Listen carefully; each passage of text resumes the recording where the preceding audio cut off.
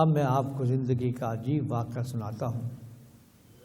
وقت بھی کم ہے، آپ لوگ بھی تھک گئے ہیں، لیکن میں مختصر انداز میں بیان کرتا ہوں کہ جامعہ اشرفیہ میں موئے مبارک کیسے آیا ہے.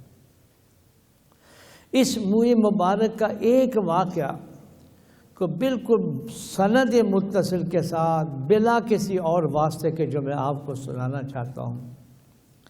میرے ایک دوست کسٹم کے اندر بڑے افسر تھے، میرا بہت تعلق تھا ان سے. بیٹا بھی اس کا حفظ کیا قرآن کریم میں، اور اس کی رہائش بھی اب یہاں کہیں قریب ہی ہے. وہ موئے مبارک کے لیے اتنا دیوانہ واز ساری دنیا کے اندر تلاش کرتا تھا تو مجھے کہیں سے موئے مبارک مل جائے.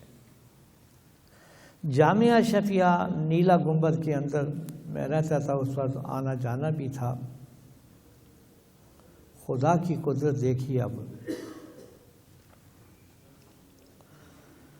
شاہ سعود بیمار ہوئے اور ان کو پتہ چلا کہ تمہاری اس بیماری کا علاج لکھنؤ میں فلاں حکیم جو ہے تم اس کو بلا لو. انہوں نے جہاز بھیجا، حکیم صاحب کو ریاض بلایا، اللہ نے شفا دی. انہوں نے جہاں بہت سارے ہدایہ اور تحائف دیے، وہاں ایک موئے مبارک بھی انہوں نے اس حکیم صاحب کو، نابینا تھے، لکھنؤ کے تھے.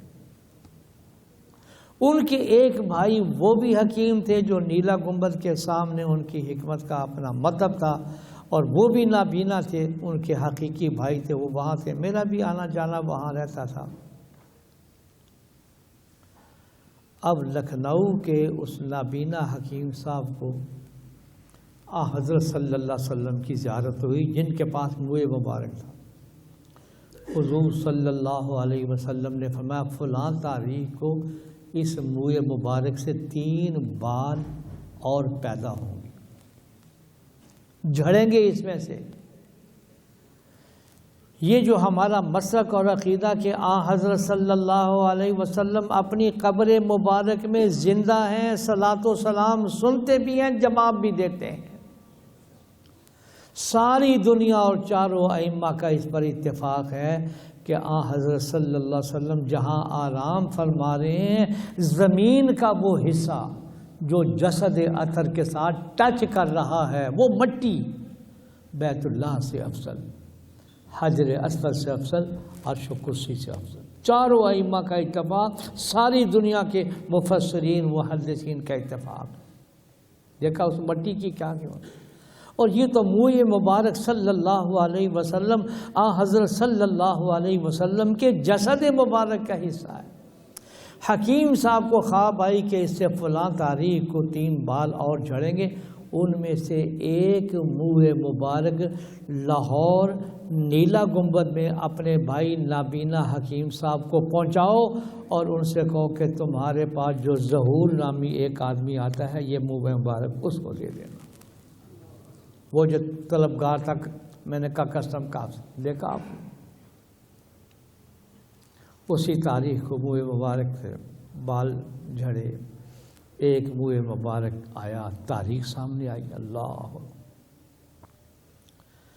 اس وقت ان کی رہائش کرشن نگر میں تھی، اب بھی شاید وہ جگہ. انہوں نے ایک بہت بڑا ہال بنایا جی، اور سال میں ایک مرتبہ موئے مبارک کی زیارت کراتے تھے. اور پہلی مرتبہ جب یاد کرے تو مجھے یاد ہے جامعہ اشرفیہ کے شیخ الحدیث مولانا مالک کاندھلوی اور مدینہ منورہ سے مولانا بدر عالم رحمۃ اللہ علیہ کے صاحبزادے اور بڑے بڑے اکابرین علماء اس موئے مبارک کی زیارت کے لیے آئے. اور انہوں نے اس موئے مبارک کے ارد گرد جو ہے وہ الائچیاں بھی رکھی ہوئی تھی. یہاں انہوں نے بھی ماشاءاللہ کافی الائچیاں رکھی ہیں، حافظ صاحب نے بھی، اللہ تعالیٰ. اب اس موئے مبارک کی زیارت کرنے کے لیے مدینہ منورہ سے علماء کرام کی آمد ہوئی. جامعہ اشرفیہ کا شیخ الحدیث اور اساتذہ بھی گئے اور وہاں گئے. اللہ جل شانہ نے 2 نسبتوں سے جامعہ اشرفیہ کو بھی موئے مبارک عطا فرمائے. ایک تو شاہی خاندان میں سے ایک فرد ہے، اللہ نے اس کے دل میں ڈالا، اس نے کہا کہ میں ہدیہ دیتا ہوں، تو انہوں نے یہ ہدیہ عطا فرمایا جو آپ کے سامنے ہے، جس کی ہم زیارت کرا رہے ہیں۔